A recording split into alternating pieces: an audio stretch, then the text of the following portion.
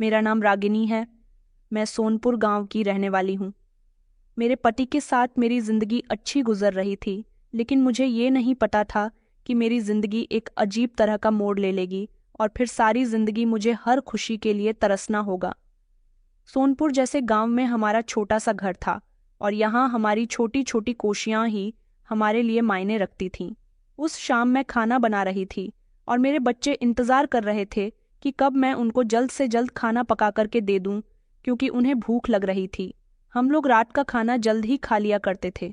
मेरे पति ठेले पर सब्जी बेचा करते थे और वो सुबह के सवेरे सब्जी का ठेला लेकर निकल जाते थे। रात को सारी सब्जी उनकी जब तक बिक जाती थी तभी वो घर के अंदर दाखिल होते थे। मैं काम से फ्री होने के बाद अपने बच्चों के पास जाकर बैठ गई। मेरा छोटा बेटा जो 6 साल का था खुशी से बोल उठा कि माँ, पिताजी कब आएंगे? मैंने कहा बेटा, पिताजी आते ही होंगे। मेरा बेटा कहने लगा माँ, फिर तो पिताजी आज मेरे लिए बूंदी के लड्डू लेकर आएंगे। मुझे बूंदी के लड्डू खाने हैं। रोज मुझसे पिताजी कहते हैं कि वो मेरे लिए बूंदी के लड्डू लेकर आएंगे, पर वो लाते ही नहीं हैं। लेकिन आज पिताजी ने कहा था कि रात को वो पक्का मेरे लिए बूंदी के लड्डू लेकर आएंगे। तभी मेरा बड़ा बेटा कहने लगा, माँ, फिर तो पिताजी मेरे लिए भी खिलौने वाले साइकिल लेकर आएंगे। उसके बाद मेरा बड़ा बेटा धीरू भी कहने लगा, और मेरे लिए पिताजी कार लेकर आएंगे। हे ना माँ, मैंने धीरे से मुस्कुराते हुए जवाब दिया।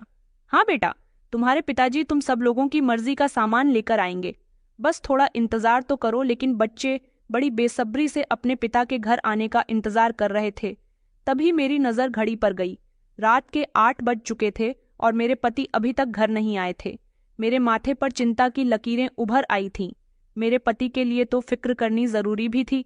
मेरे पति हमेशा रात को काम से घर लौटते समय अपने दोस्तों के साथ मिलकर शराब पिया करते थे, और अभी 1 हफ्ते पहले की बात है जब मैंने अपने पति राजू से कहा था कि सुनो जी, अब हमारे बच्चे बड़े हो रहे हैं और चौथा बच्चा 4 महीने बाद इस दुनिया में आ जाएगा।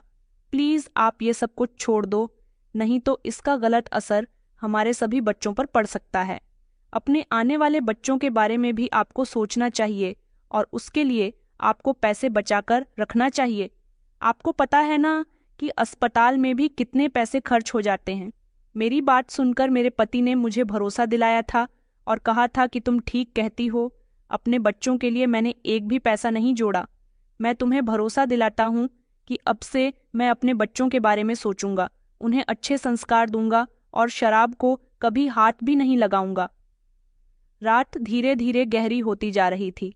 मेरे बच्चों को मैंने खाना खिलाकर सुला दिया था, लेकिन जब मेरा सबसे छोटा बेटा वो सो ही नहीं रहा था, बाहर से तेज तेज कुत्तों के भौंकने की आवाज आ रही थी।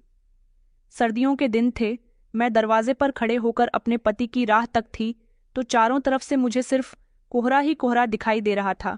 काफी देर हो गई थी, लेकिन मेरे पति अभी तक घर नहीं आए थे। मैं जैसे ही घर में आकर अपने बच्चों के पास लेट गई और अपने छोटे बेटे को तसल्ली देने लगी कि बस पिताजी घर आते ही होंगे। इतनी ही देर में हमारे घर का दरवाजा बजने लगा। मैं फौरन उठी और मैंने जाकर दरवाजा खोला। ये क्या था? हमारे दरवाजे पर तो पुलिस खड़ी हुई थी। पुलिस को देखकर मैं घबरा गई। मेरे दिल में ना जाने कैसे कैसे ख्याल आने लगे। ऐसा लगने लगा जैसे कोई अनहोनी होने वाली है। किसी तरह हिम्मत जताकर मैंने कांपते हुए शब्दों में पूछा कि क्या बात है साहब? उन्होंने कहा कि राजू का घर यही है। मैंने कहा जी साहब, मैं उनकी पत्नी हूँ। सब कुछ ठीक तो है ना साहब? मेरी आवाज में एक अजीब सा डर था। पुलिस इंस्पेक्टर ने खामोशी खत्म की और सीधी तरह मुझे बताया कि आपके पति की मृत्यु हो गई है। शराब के नशे में रेलवे ट्रैक क्रॉस करते समय उनका संतुलन बिगड़ गया। उन्होंने इतनी ज्यादा शराब पी रखी थी कि उन्हें सामने से आ रही ट्रेन का अंदाजा ही नहीं हुआ। हमने उनकी लाश को पोस्टमार्टम के लिए अस्पताल भेज दिया। आप कल सुबह वहां जाकर सारे कागज के काम पूरे करके उनकी लाश वहां से ले जाना। इतना कहकर पुलिस वाले वहां से चले गए थे, जबकि मेरे कदम वहीं पर जमकर रह गए थे और मेरी आंखों के सामने अंधेरा छा गया था। मैं दरवाजे का सहारा लेकर जमीन पर बैठ गई थी। मेरी आंखों में आंसू भर आए थे। मैं फूट फूट कर रो रही थी। मेरे छोटे छोटे बच्चों का क्या होगा? मेरे बच्चों को मैं क्या जवाब दूंगी कि उनके पिता कहाँ चले गए? एक सवालों का तूफान मेरे दिल में घूम रहा था, और मैं अपने पति के बिना इतनी लंबी उम्र कैसे गुजारूंगी? बड़ी मुश्किल से मैंने खुद को संभालना था और अपने पति का अंतिम संस्कार किया था, लेकिन इसके बाद मेरी जिंदगी पूरी तरह से उजड़ गई थी। जो थोड़े बहुत पैसे मैंने बचाकर रखे थे वो भी धीरे धीरे खत्म होने लगे। लगभग 1 महीना इसी तरह से गुजर गया था। मैंने अपने बच्चों को भी बड़ी मुश्किल से संभालना था। बच्चे रोज अपने पिता को याद किया करते थे, मगर मैं उन्हें क्या बताती कि उनके पिता कभी वापस नहीं आ सकते। बड़ी हिम्मत जुटाकर आसपास के घरों में मैंने काम मांगना शुरू कर दिया था, लेकिन किस्मत ने मुझे यहाँ भी धोखा दिया। गर्भवती होने के कारण लोग मुझे काम देने से मना कर दिया करते थे। मेरी हालत देखकर ही लोग कह देते थे कि तुम खुद इतनी कमजोर हो, हम तुम पर बोझ नहीं डालना चाहते, बच्चा पैदा करने के बाद आना। लेकिन इस समय मुझे काम की बहुत ज़रूरत थी। मेरे बच्चे भूखे थे, मेरा बड़ा बेटा बीमार हो गया था, जबकि छोटे दोनों बेटे अपने पिता को याद करते रहते थे। मैं अपने बच्चों को बड़ी मुश्किल से संभालने की कोशिश कर रही थी। मेरे बेटे को बहुत तेज बुखार था और वो मुझे हसरत भरी नज़र से देख रहा था, लेकिन मेरे पास उसको ठीक करने के लिए दवाई के भी पैसे नहीं थे। दूसरी ओर मेरे दोनों छोटे बच्चे भूख से बिलख रहे थे और बार बार मुझसे खाना मांग रहे थे। माँ, बहुत तेज भूख लग रही है, खाना दे दो। वैसे मेरे बच्चों ने कुछ नहीं खाया था, मैं खुद भी भूखी थी, पानी पीकर अपना और अपने बच्चों का गुजारा कर रही थी। अपने बच्चों की बेबसी देखकर मेरा दिल बहुत दुहक रहा था कि आखिर मैं किस तरह से अपने बच्चों की भूख मिटाऊं। मेरी आंखों में आंसू झलक रहे थे और मैं सोचती कि मैं कैसी माँ हूँ जो अपने बच्चों का पेट नहीं भर पा रही हूँ। अगले दिन मैंने हिम्मत जुटाकर एक फैसला किया और मैं अपने पति की जगह ठेले पर सब्जी बेचने के लिए निकल पड़ी। गांव के सारे ही लोग मुझे ठेला ले जाते हुए बड़े घोर गौर से देख रहे थे, लेकिन अचानक मेरी तबीयत बिगड़ने लगी। मेरे माथे पर पसीना छलकने लगा और पैरों से जान खींचने लगी और उसी समय में चक्कर खाकर जमीन पर गिर गई। वहां पर मौजूद लोगों ने जब मुझे बेहोश पड़े देखा तो फौरन पास के ही अस्पताल पहुंचा दिया। जब मुझे होश आया तो मैंने देखा कि मेरे पास एक छोटा सा बच्चा मौजूद है। अब मेरे 4 बेटे हो गए थे। मेरे चौथे नंबर वाला बेटा बहुत ही खूबसूरत, रंग गोरा और बेहद मासूम था। मैंने अपने बच्चे को गोद में उठा लिया और रोने लगी। सोचने लगी कि ये बच्चा कैसी किस्मत लेकर इस दुनिया में आया है। इस केस दुनिया में आने से पहले ही इसका पिता इसे छोड़कर जा चुका है। उस दिन जिस अस्पताल में मैं एडमिट थी, वहीं पर प्राइवेट वार्ड में एक महिला के बेहद रोने की और चिल्लाने की आवाज़ आ रही थी। वो जोर जोर से कह रही थी कि कहाँ है मेरा बच्चा, मुझे अपना बच्चा चाहिए, मुझे मेरा बच्चा लाकर दो। पता नहीं वो कौन औरत थी, शायद बेचारे का बच्चा उसे छीन चुका था। मैं ये सोच रही थी कि न जाने कुदरत भी अपने कौन कौन से रंग दिखाती है। उस औरत की आवाज़ पर मेरा दिल तड़प उठा था और मैं अपने बेटे को बार बार प्यार करती थी कि मैं कितनी खुशनसीब हूँ, ऊपर वाले ने मुझे 4 बेटे दिए हैं। इस बार मुझे बेटी की उम्मीद थी, लेकिन जब मैं अपनी किस्मत की तरफ देखती तो सोचती कि अच्छा हुआ कि बेटी नहीं हुई। अक्सर बेटियों की किस्मत खराब होती है। थोड़ी देर बाद उस औरत के चीखने चिल्लाने की आवाज़ बंद हो गई थी। शायद डॉक्टर ने उसे नींद का इंजेक्शन देकर सुला दिया था। फिर मुझे बाद में पता चला कि ऊपर वाले ने उसकी गोद पूरे 10 साल बाद भरी थी। फिर भी उसके बच्चे की मौत हो गई और अपने बच्चे की मौत की खबर सुनकर उस औरत की कंडीशन ठीक नहीं थी और वो औरत अपने बच्चे की मौत का सदमा बर्दाश्त नहीं कर पाएगी, इसलिए उसके पति को कोई ना कोई व्यवस्था करनी होगी। अस्पताल में इसी मामले में हलचल थी। थोड़ी देर गुजरी कि एक नर्स मेरे पास आई।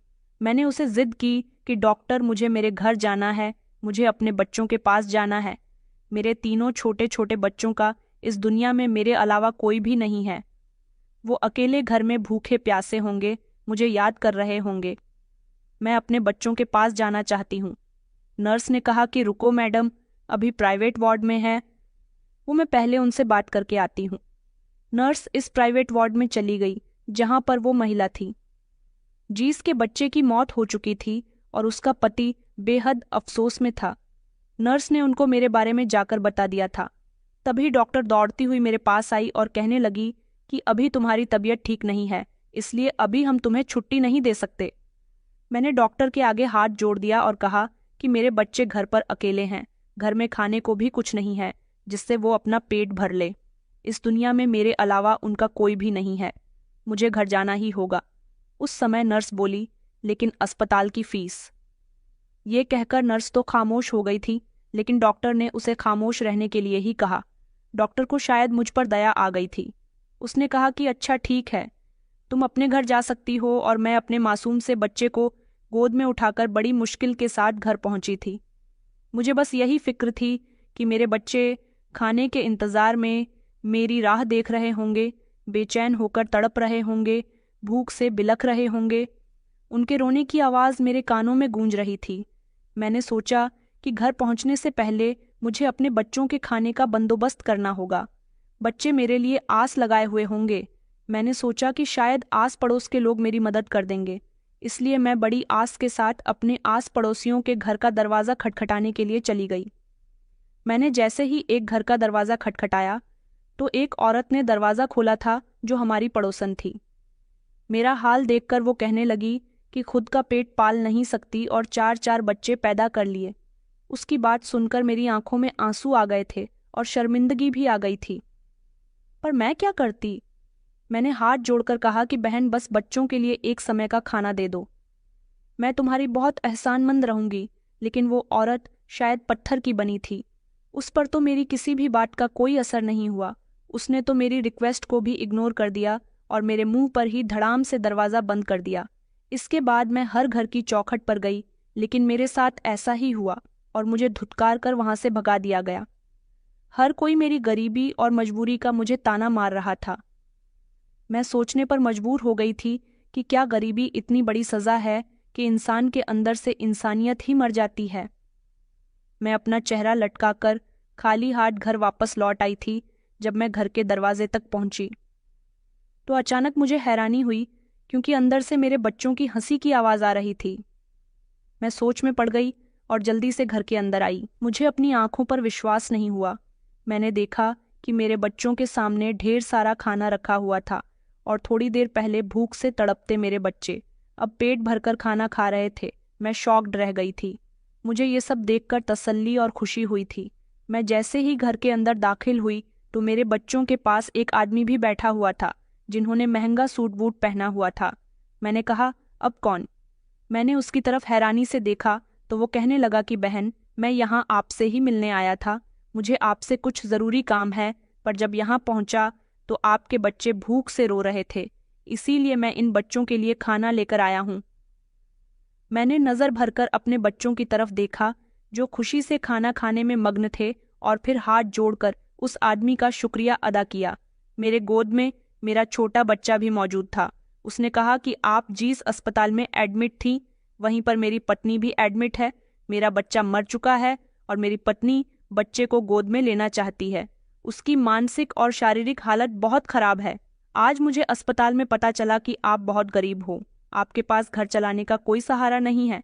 आप कहो तो मैं रुपया पैसे से आपकी मदद कर देता हूँ, बल्कि मैं तो आपके लिए इस बैग में भर के पूरे 20 लाख लेकर आया हूँ। मैंने चौंक कर उस आदमी की तरफ देखा। मैंने कहा, लेकिन इस दुनिया में बिना मतलब के कौन किसकी मदद करता है? आप भी मेरी मदद क्यों करना चाहते हो? उस आदमी ने जवाब दिया कि आप बिल्कुल ठीक कह रही हो बहन, मेरा भी आपसे एक मतलब है। मैं आपसे यहाँ कुछ मांगने आया हूँ। मैंने गहरी सांस भरी और कहा कि साहब, आपको मुझ जैसे गरीब औरत से क्या चाहिए? मेरे पास आपको देने के लिए कुछ भी नहीं है। वो कहने लगा, दरअसल मैं आपसे आपका बेटा लेने के लिए आया हूँ। ये बच्चा मुझे दे दीजिए। मेरी पत्नी जिंदगी और मौत के बीच झूल रही है। उसे इस बच्चे की बहुत ज़रूरत है। इस तरह मेरी पत्नी की गोद भर जाएगी। आपके पास तो पहले ही 3 बच्चे हैं और इस गरीबी भरी जिंदगी में आप अपने बच्चों की किस तरह से अकेले परवरिश कर पाएंगी? मैं आपकी मदद करूंगा। अगर आप ये बच्चा मुझे दे दो तो मैं इस बैग में बहुत सारे मौजूद पैसे आपको दे दूंगा। देखिए, ये बच्चा मेरी पत्नी को जिंदगी दे सकता है। मेरी पत्नी को ऊपर वाले ने पूरे 10 साल के बाद माँ बनने की खुशी दी थी और फौरन ही ये खुशी उससे छीन भी ली थी। अब ये सदमा वो बर्दाश्त नहीं कर सकेगी। आपके पास तो प्यार करने के लिए 3 बच्चे पहले ही मौजूद हैं। अगर आप एक मुझे दे दोगी तो मेरी पत्नी की जिंदगी बच जाएगी। इन पैसों से आपको और आपके बच्चों का गुजारा हो जाएगा, जबकि इस बच्चे का भविष्य काफी हद तक संवर जाएगा। उनकी बात सुनकर मैंने कहा, साहब, एक माँ को अपने सभी बच्चों से बराबर का प्यार होता है। मैं कैसे इसे खुद से अलग कर सकती हूँ? वो आदमी कहने लगा, बहन, मैं आपसे वादा करता हूँ, आपका बेटा मेरे घर चला जाएगा तो आपका भविष्य सुधर जाएगा। मैं एक बहुत अमीर आदमी हूँ। उनकी बात सुनकर मैं अपनी ममता और मजबूरी के बीच फंस गई थी और फिर अपने दिल को मजबूत करके मैंने अपने सबसे छोटे बेटे को चूमा और उसे उस आदमी के हवाले कर दिया। मैंने कहा, इसे अच्छे से रखना साहब, मैं इसके बिना जीना तो नहीं चाहती, लेकिन मैंने ये सब अपने इन तीनों बच्चों के लिए किया। उसी समय उस आदमी ने अपना वो नोटों से भरा बैग मुझे दे दिया और कहने लगा, अब आप अपने इस बेटे को भूल जाना और इसकी फिक्र मत करना। वो मेरे बच्चे को ढेर सारा प्यार करते हुए अपनी गोद में लेकर घर से निकल गए थे और इधर मैं नोटों का बैग हाथ में लेकर फूट फूट कर रो रही थी। वो आदमी मेरे घर से जा चुका था, मुझे नहीं पता था वो कौन था और मेरे बेटे को कहाँ लेकर गया था। बस मैं इतना जानती थी कि उसके यहाँ मेरे बेटे की परवरिश अच्छी होगी तो उसका भविष्य सुधर जाएगा। वो मुझे पूरे 20 लाख देकर गया था और इन पैसों से मैंने अपने बच्चों का स्कूल में एडमिशन करवाया था, घरेलू व्यवस्था ठीक कर ली थी और कुछ समय तक इन पैसों से मेरा और मेरे बच्चों का गुजारा हो गया था और वक्त इसी तरह से गुजर गया था। मेरा सबसे बड़ा बेटा अब 18 साल का हो गया था। भले ही मेरे पास वो पैसे खत्म हो चुके थे जो मुझे साहब देकर गए थे, लेकिन मेरे बच्चों को उनके दिए गए पैसों से अच्छी शिक्षा मिल गई थी। मेरा बड़ा बेटा अब नौकरी करने लगा था, साथ ही साथ वो पढ़ाई भी कर रहा था। उसने घर का बोझ उठा लिया था। उसके बाद मेरे दोनों छोटे बेटे भी कामकाज से लग गए थे। साहब के पैसों से इतना फायदा हुआ था कि कुछ साल आराम से गुजर गए थे, लेकिन उनके पैसे सारे जिंदगी तो हमारे काम नहीं आ सकते थे।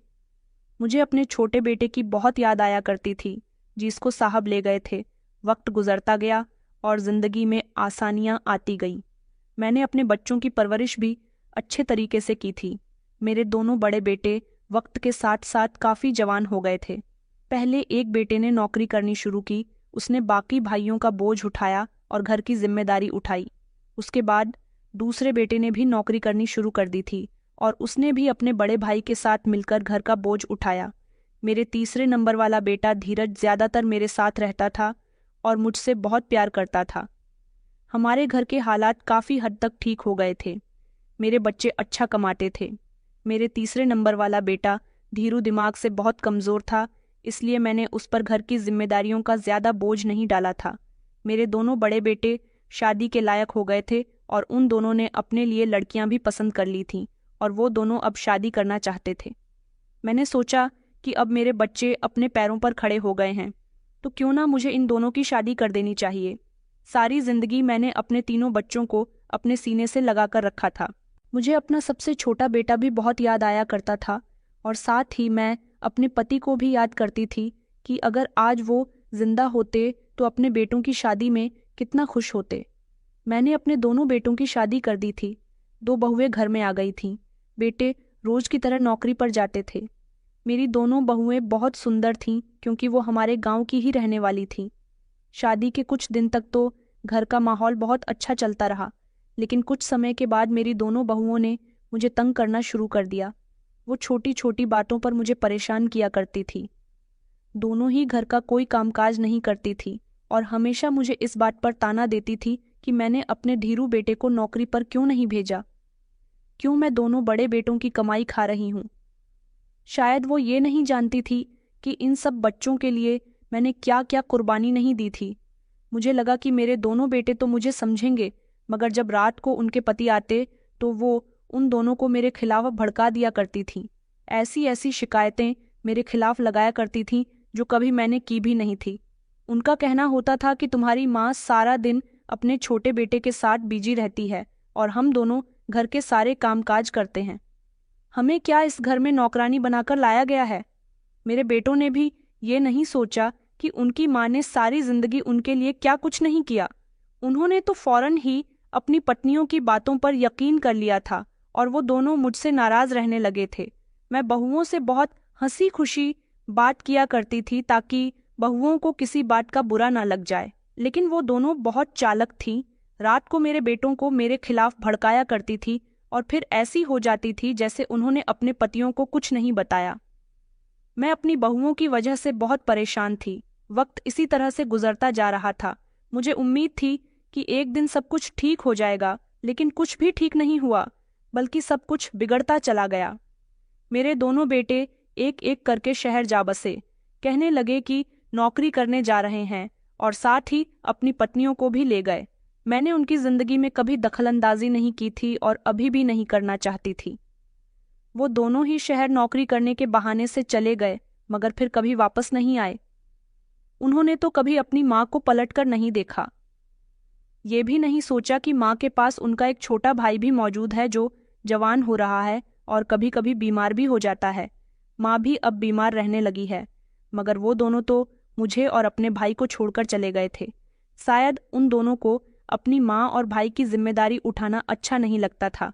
शहर जाने के बाद उन्होंने अपनी कमाई का 1 रुपया भी यहाँ नहीं भेजा। मैं बहुत परेशान हो गई थी कि आखिर अपना और धीरू का गुजारा कैसे करूं। मेरा बेटा मुझे परेशानी भरी हालत में देखता तो कहता कि माँ, आप फिक्र मत करो, मैं भी भैया की तरह कोई ना कोई नौकरी कर लूंगा। मैंने कहा, नहीं बेटा, तूने भी अगर नौकरी करनी शुरू कर दी तो तू भी मुझसे दूर हो जाएगा। उसने कहा, माँ, मैं आपसे वादा करता हूँ, मैं आपसे कभी दूर नहीं जाऊंगा। मैं आपसे बहुत प्यार करता हूँ। मेरे बेटे का दिमाग ना जाने कैसे एबनॉर्मल हो गया था। वो बचपन से ऐसा नहीं था। शायद वक्त और हालात ने उसे ऐसा बना दिया था। मैंने सबसे ज्यादा ध्यान अपने दोनों बड़े बेटों की पढ़ाई कर दिया और उनकी सेहत पर दिया, इसलिए मैं धीरू को ज्यादा समय नहीं दे सकी। वो भले ही 24 साल का हो गया था, लेकिन उसका दिमाग अभी भी 10 साल के बच्चे की उम्र का ही था। मुझे डर लगता था कि कहीं वो दुनिया की इस भीड़ में गुम ना हो जाए। मैं उसे खोना नहीं चाहती थी। मेरे सबसे छोटे बेटे से पहले तो मेरे लिए वो था। वो तो मेरे करीब नहीं था, मगर ये बेटा तो मेरे बहुत करीब था। इसे मेरी बहुत फिक्र थी।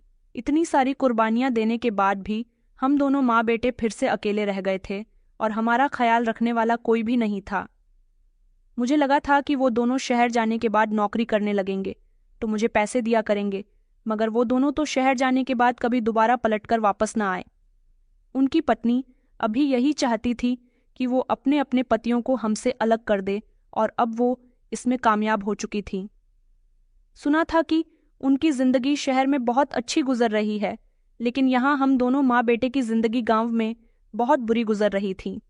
मेरे वहीं दोनों बेटे तो थे जो नौकरी किया करते थे और अपनी सैलरी लाकर मेरे हाथ पर रख दिया करते थे।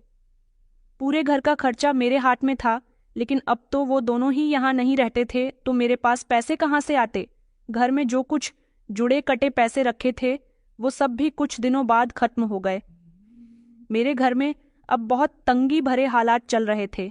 घर में खाने के लिए भी कुछ नहीं था। मेरी तबीयत भी ठीक नहीं चल रही थी। एक दिन धीरू मुझसे कहने लगा कि माँ, गांव की चौक के चाय के होटल वाले चौरसिया चाचा हैं न, सोच रहा हूँ कि उनके पास जाकर काम कर लेता हूँ। मैंने देखा है कि उनके पास एक लड़का काम करता है जो चाय लोगों के पास पहुंचाकर आता है। वो उसको दिन के थोड़े बहुत पैसे दे देते हैं। मैं भी ये काम कर लूँगा। मैंने कहा, नहीं बेटा, मैं तुम्हें कोई काम नहीं करने दूंगी। वो कहने लगा, माँ, तुम्हें मुझ पर भरोसा नहीं है।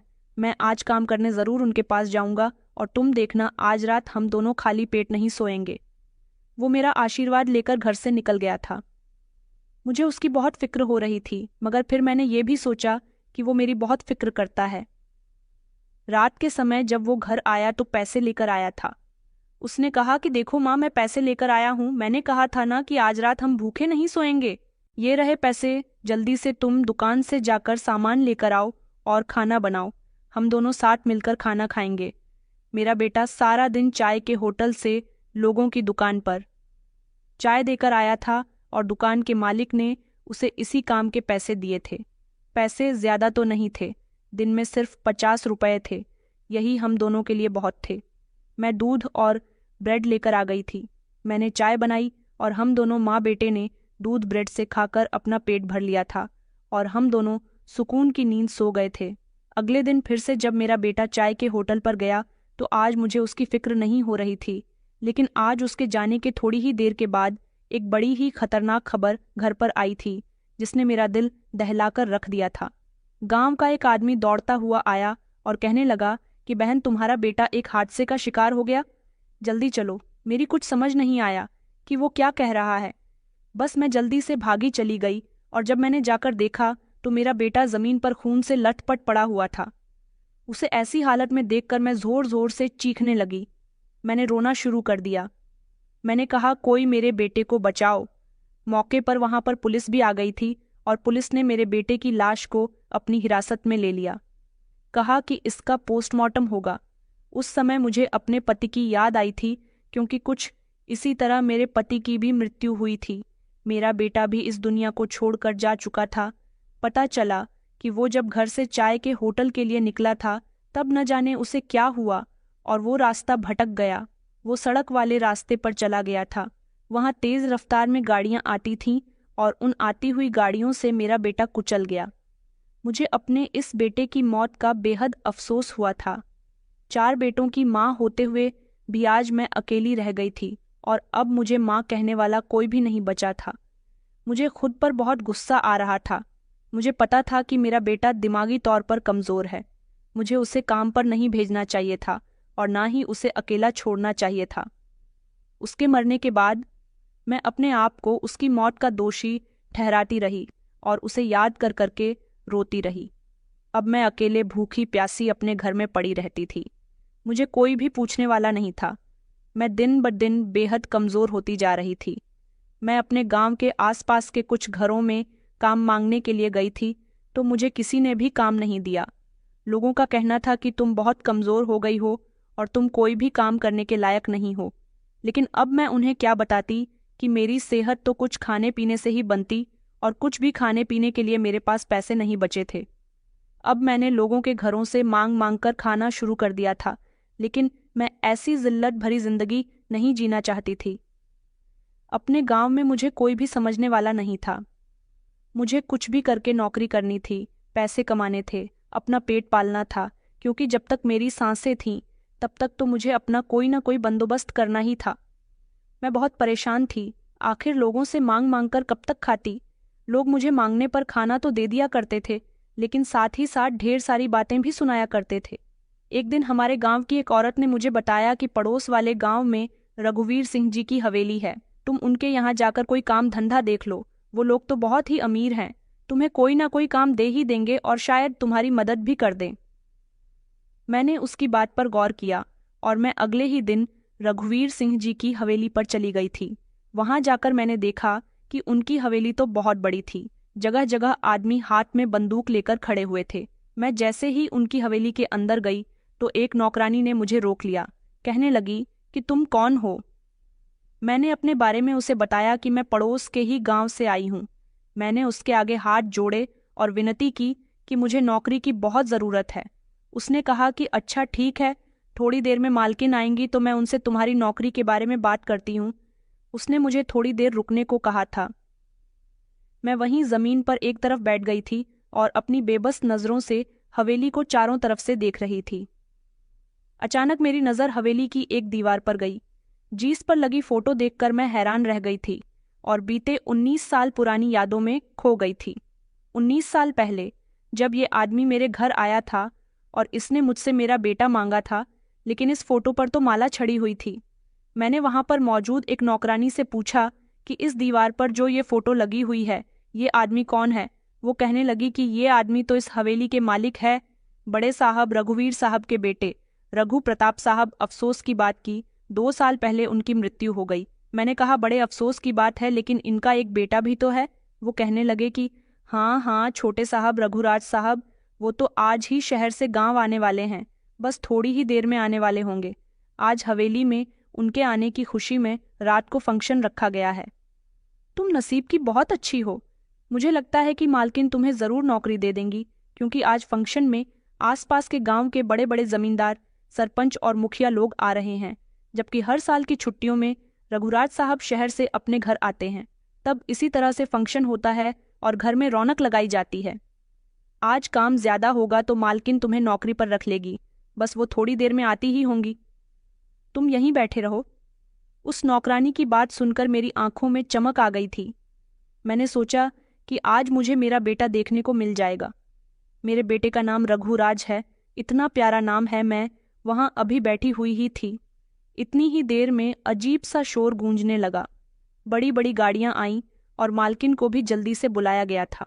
एक औरत जिसने बहुत सारे गहने पहने हुए थे, वो अपने हाथ में आरती की थाली लेकर आई और दरवाजे पर खड़ी हो गई। मैं और बाकी के सारे नौकर सब कुछ खड़े हुए देख रहे थे। गाड़ी से एक बूढ़ा आदमी निकला।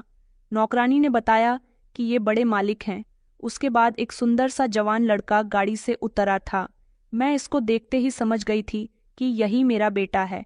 मेरी आंखों में उसे देखकर उसके बचपन का चेहरा घूमने लगा था, जो उसके इस चेहरे से बिल्कुल मैच करता था। मैं बेचैन नज़रों से उसे देख रही थी और सबसे आगे जाकर उसे गले लगाना चाहती थी, क्योंकि यही तो मेरा बेटा था। लेकिन मैं कुछ न कर सकी और सब कुछ वहां खड़े हुए देखती रही। मैं समझ गई थी कि मालकिन वही औरत है जिसकी गोद में मेरा बच्चा डाला गया था। मेरी जगह उसने मेरे बेटे को गले से लगाया तो मुझे उससे एक अजीब सी जलन महसूस हुई थी। मैं ये सब देखकर इतनी खुश हो रही थी कि मेरा बेटा यहाँ कितने ऐश में रह रहा था। उसके आगे पीछे नौकर चाकर थे। वो अपने दादा के साथ उनकी गाड़ी में बैठकर यहाँ हवेली में दाखिल हुआ था। मेरा बेटा मेरी आंखों के सामने से निकलकर हवेली के अंदर चला गया था और मैं उसे नजर भरकर तक ना देख सकी थी। मुझे नौकरी की बहुत ज़रूरत थी। फिर उस नौकरानी ने मालकिन से मेरे बारे में बात की तो वो मालकिन मेरे पास आई और कहने लगी कि तुम्हें नौकरी की ज़रूरत है। मैंने उनके आगे हाथ जोड़े और कहा, मैं यहाँ कोई भी काम करने के लिए तैयार हूँ, मुझे नौकरी की बहुत बहुत ज़रूरत है। तो वो औरत कहने लगी कि अच्छा ठीक है, वैसे भी आज घर में बहुत काम है, तुम उसे काम पर रख लो और इसे काम अच्छे से समझा देना। ये कहकर वो हवेली के अंदर चली गई थी। मैं खुश थी कि अब मुझे यहाँ काम करने के साथ साथ अपने बेटे को देखने का मौका भी मिल जाएगा। वैसे भी मैं अपने बेटे को देखने के लिए तड़प रही थी। इतने सालों से मैं जो अपने इस बेटे को देखने के लिए तरस रही थी, आज भगवान ने इसे मेरे सामने लाकर खड़ा कर दिया था। सुना था कि अब वो 2-3 महीने यहाँ रहेगा और उसके बाद फिर से अपनी पढ़ाई करने के लिए शहर चला जाएगा। लेकिन जब तक मैं इसे देखकर अपना दिल भर लेना चाहती थी, मेरी हालत ऐसी हो रही थी जैसे कोई पागल होता है। मेरे कपड़े भी बहुत खराब हो चुके थे। मैंने सोचा कि मैं जब यहाँ काम करती रहूंगी तो धीरे धीरे खुद को ठीक कर लूंगी। कई दिन मुझे वहाँ नौकरी करते हुए इसी तरह से गुजर गए थे। एंड दिन मैं हवेली में फर्श का पोछा लगा रही थी जब मेरा बेटा सामने से फ़ोन पर बात करते हुए चलता हुआ आ रहा था। जैसे ही वो मेरे आगे से निकला, मैंने उसे धीमी आवाज़ में आवाज़ लगाई कि बेटा। उसने फ़ोन हाथ से नीचे रखते हुए फ़ौरन मेरी तरफ पलटकर देखा था। वो कहने लगा कि जी माँ जी, आपको कोई काम है क्या? मैंने कहा, बेटा, मेरा भी बेटा आपकी उम्र का है, क्या मैं आपको बेटा कह सकती हूँ? वो खुश हुआ और कहने लगा कि जी माँ जी, आप बिल्कुल मुझे अपना बेटा कहकर बुला सकती है। उसने जब मेरे फटे हुए कपड़े देखे तो कहने लगा कि आपकी हालत देखकर ऐसा लगता है जैसे आपकी घरेलू स्थिति ठीक नहीं है। मैंने कहा, बेटा, मुझे मेरे दोनों बेटे छोड़कर जा चुके हैं और एक बेटा इस दुनिया से चला गया, जबकि एक बेटा मेरे करीब होकर भी मेरा बेटा नहीं है। इस बात पर उसने चौंक कर मुझे देखा। वो मेरी बात का मतलब नहीं समझा था। उसने इतनी ही देर में अपनी जेब से कुछ पैसे निकालकर मुझे दिए और कहने लगा कि इन पैसों से आप अपने लिए कपड़े खरीद लेना। मैंने उसके पैसे अपने हाथ में लिए ही थे कि इतनी ही देर में मालकिन आ गई और उन्होंने मुझे रघुराज से पैसे लेते हुए देख लिया था। उसी समय उन्होंने उससे कहा कि बेटा, तुम्हें इसे पैसे देने की क्या ज़रूरत है, हम इसे महीने की सैलरी देते तो है। तभी मेरे बेटे ने उनको जवाब दिया, अरे माँ, आपको परेशान होने की ज़रूरत नहीं है, मैंने तो बस इनको खर्च के लिए मामूली से पैसे दिए हैं। उसके बाद वह हंसी खुशी मालकिन के गले में हाथ डालकर उनसे बातें करता हुआ वहां से चला गया।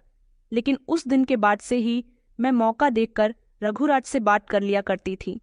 उससे बात करके मुझे सुकून मिल जाता था। लेकिन कई बार ऐसा हुआ था कि मालकिन ने मुझे रघुराज से बातें करते हुए देख लिया था तो उन्हें बहुत गुस्सा आ जाता था और वो मुझे नौकरी से निकालने की धमकी दिया करती थी। मालकिन अब मुझे हमेशा यही धमकी देती रहती थी। मुझे इसी बात का डर था कि कहीं वो मुझे किसी दिन नौकरी से निकाल न दे और ये बात मेरे बेटे के लिए राज रह जाए कि उसकी माँ मैं ही हूँ। इसलिए मैंने उसे इस बारे में बताना शुरू कर दिया कि बेटा, मैं तुम्हारी माँ हूँ, तुम्हारे पिता ने कई सालों पहले तुम्हें मुझसे लिया था और वो तुम्हें यहाँ लेकर आ गए थे। बेटा, चलो मेरे साथ, मैं तुम्हें बहुत याद करती हूँ, मैं अकेली रह गई हूँ। उस दिन मैं रघुराज से ये बात कह ही रही थी जब वहां पर रघुवीर सिंह जी मतलब हवेली के बड़े मालिक आ गए और उन्होंने कहा, ये तुम किस तरह की बात कर रही हो? तुम पागल हो गई हो क्या? मैंने जोर जोर से यही बात कहनी शुरू कर दी कि रघुराज सिंह मेरा बेटा है और मैं इसे अपने साथ लेकर जाऊंगी। रघुराज सिंह मुझे फटी फटी नजरों से देख रहा था। मालकिन को भी इस बात पर गुस्सा आ गया और उन्होंने उसी समय मेरा हिसाब करके मुझे नौकरी से निकाल दिया। उन्होंने नौकरों के हाथ मुझे धक्के देकर घर से निकाल दिया। मैं चीखती रह गई, मगर किसी ने मेरी बात का यकीन न किया। मैं दरवाजे पर बैठ के अपनी किस्मत को रोती रही थी, लेकिन काफी समय तक किसी ने मेरे लिए दरवाजा नहीं खोला। इस घर के दरवाजे अब मेरे लिए हमेशा हमेशा के लिए बंद हो गए थे। उधर मालकिन ने अपने बेटे को समझाया था कि बेटा, तुम इस औरत की बातों की वजह से परेशान मत होना। ये औरत पागल है और ये गरीब लोग इसी तरह हम अमीर घर के लोगों के घरों में आकर उनके बच्चों पर अपना कब्जा करना चाहते हैं। मैं तुमसे कहती थी ना कि तुम उसको पैसे मत दिया करो। ये औरत तुम्हें किसी दिन अपने काबू में कर लेगी, और देखो आज ऐसा ही हुआ। मैं तो अपनी किस्मत को रोती हुई अपने गांव वापस आ गई थी और यहाँ मैंने फिर से अपने बेटे के बिना रहना शुरू कर दिया था। मैं पूरी तरह से अकेली रह गई थी, मगर अपने चारों ही बच्चों को बेहद याद किया करती थी कि ऊपर वाले को मुझ पर अभी और सितम करना था। अभी यही बाकी नहीं था, मुझे बीमारी ने घेर लिया था और मैं अपने घर की एक चारपाई पर पड़ी रहती थी। लगभग 1 महीना इसी तरह से गुजर गया था। मैं अपनी जिंदगी के अंतिम दिन गिन रही थी। गांव का कोई इंसान मुझ पर तरस खाकर मुझे खाने को दे जाता तो कुछ मैं खा लिया करती थी, वरना मेरी जिंदगी एक लावारिस लाश की तरह हो गई थी। मैं अपने पूरे परिवार को याद करके रोती रहती थी। मुझे नहीं पता था कि अब मेरी किस्मत कैसा मोड़ लेगी। मैं दोबारा कभी उस हवेली पर वापस नहीं गई जहां से मुझे धक्के मारकर निकाल दिया गया था। लेकिन एक दिन कुदरत ने मेरे साथ इंसाफ किया। जब मैं अपनी चारपाई पर बेसुध हालत में लेटी हुई थी, एक बड़ी सी गाड़ी मेरे दरवाजे पर आकर रुकी। मैंने अपनी धुंधली धुंधली नजरों से गौर से देखा तो ये देखकर मैं दंग रह गई थी कि मेरे घर में दाखिल होने वाला इंसान कोई और नहीं बल्कि हवेली के मालकिन और रघुराज सिंह, मतलब कि मेरा बेटा था, जो आज मेरे घर में मुझसे मिलने के लिए आ रहे थे। उन लोगों को देखकर मैं झट से उठकर बैठ गई थी। मुझे देखते ही मेरा बेटा मेरे कदमों में आकर बैठ गया और फूट फूट कर रोने लगा। मेरे बराबर में मालकिन आकर बैठ गई। मैंने कहा, मालकिन आप यहाँ? उन्होंने कहा कि मुझे माफ कर दो रागिनी, मुझे नहीं पता था कि तुम ही हो जिसने कई सालों पहले मेरे ऊपर इतना बड़ा उपकार किया था। मेरे पति तो मर गए, मगर उन्होंने कभी मुझे ये सच्चाई न बताई कि रघुराज तुम्हारा बेटा है। ये सच्चाई तो हमारे आगे अब भी कुछ दिन पहले ही खुलकर आई है। मैंने कहा, ये आप क्या कह रही हो? मगर आपने तो मेरे कहने पर भी मेरे बात का यकीन नहीं किया था। उन्होंने कहा, मैं क्या तुम्हारी बात पर कोई भी यकीन नहीं करता? दरअसल मेरे ससुर रघुवीर सिंह जी, उनको अपने बेटे की हकीकत के बारे में सब कुछ पता था कि कई सालों पहले मेरा बेटा मर चुका था। लेकिन वो रघु प्रताप, जो कि मालकिन का पति था, उस रात वो मेरे घर आया और बच्चा अस्पताल के अंदर लेकर दाखिल हुआ तो उन्होंने अपने बेटे से सवाल किया कि ये बच्चा किसका है। तब उनके बेटे ने उनको बता दिया था कि मैं ये बच्चा एक औरत से लेकर आया हूँ। वो बहुत ही गरीब औरत है और उसके बदले में मैंने उसे 20 लाख की रकम दी है। ये राज सिर्फ रघुवीर सिंह और रघु प्रताप सिंह ही जानते थे। कई साल हो गए रघुराज के जवान होने के बाद। रघु प्रताप सिंह तो मर गए, लेकिन उनके पिता के दिल पर एक बोझ था कि वो ये सच्चाई किस तरह से उनकी पत्नी को बताएं। उन्होंने मुझे बताया कि जब तुम हमारे घर में आकर नौकरी करने लगी तो मेरे ससुर जी ने तुम्हारी बातों से आइडिया लगा लिया था कि तुम रघुराज की सगी माँ हो, और फिर एक दिन मैंने तुम्हें नौकरी से निकाल दिया। उसके बाद से ही मेरे ससुर जी बीमार रहने लगे थे। जब उनका अंतिम समय चल रहा था तो उन्होंने अपने दिल का ये बोझ भी हल्का कर दिया और उन्होंने मुझे बता दिया कि उनका बेटा कई सालों पहले मेरी गोद भरने के लिए एक औरत का बच्चा लेकर आया था, और वो बच्चा कोई और नहीं बल्कि रघुराज है, और वो औरत भी कोई और नहीं बल्कि वही नौकरानी रागिनी है जिसको तुमने नौकरी से निकाल दिया था। ये सुनकर मैं शॉक्ड रह गई थी और रघुराज ने भी ये बात सुन ली थी कि उसकी माँ मैं नहीं बल्कि तुम हो। मुझे तुमसे हमदर्दी महसूस हुई। मैंने सोचा कि मैंने तुम्हारे साथ बिल्कुल भी अच्छा नहीं किया। तुम जैसे गरीब और हमदर्द औरत को मैंने धक्के मारकर अपने घर से निकाल दिया, जिसने मेरी सूनी गोद को भर दिया था। मालकिन रो रोकर मुझसे माफी मांग रही थी। उधर मेरा बेटा भी मुझसे कहने लगा कि माँ, अब मैं आपको कभी अकेला नहीं छोड़ूंगा। आप हमारे साथ हवेली चलोगी और हम सब लोग एक साथ मिलकर रहेंगे। मैंने अपने बेटे से कहा कि नहीं बेटा, मैं तुम्हारे साथ नहीं जा सकती। मेरी जिंदगी के सिर्फ कुछ ही दिन बाकी रह गए हैं। मेरा बेटा कहने लगा कि माँ, ये सब कुछ इसीलिए है क्योंकि आपको पेट भरकर खाना नहीं मिलता। आपने बहुत सारे दुख झेले हैं, तभी तो आपको बीमारियों ने घेर लिया। मगर मैं आपके साथ हूँ और आपकी जिंदगी में मेरी वजह से हमेशा खुशियाँ आएंगी। मैं कभी आपको दुखों के करीब भी नहीं जाने दूंगा। मेरा बेटा और मालकिन मुझे लेकर सबसे पहले अस्पताल गए।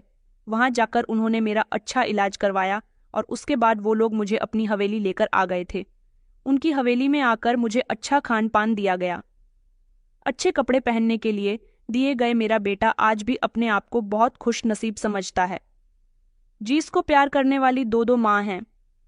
अब मैं सही सलामत हूँ, लेकिन मैं ऊपर वाले की कुदरत पर हैरान हूँ कि वो किसी को निराश नहीं करता। वक्त आने पर हर किसी का हिसाब करता है। ऊपर वाले ने मेरा भी हिसाब साफ कर दिया और अब मेरी जिंदगी में बेहिसाब चैन और सुकून है। मैं अपने बेटे और मालकिन के साथ इस हवेली में सुकून की जिंदगी गुजार रही हूँ। मुझे अपने तीनों बेटों का प्यार तो इस तरह ना मिल सका, लेकिन मेरा ये बेटा, जिसका मैंने अपने उन बाकी बेटों के लिए सौदा कर दिया था, आज वही मेरा ख्याल रखता है और मेरे लिए मेरी जिंदगी का सहारा बन गया है। तो दोस्तों, उम्मीद करती हूँ आपको हमारी कहानी पसंद आई होगी। कहानी पसंद आई है तो वीडियो को लाइक करें। चैनल पर नए हैं तो चैनल को सब्सक्राइब करें। धन्यवाद।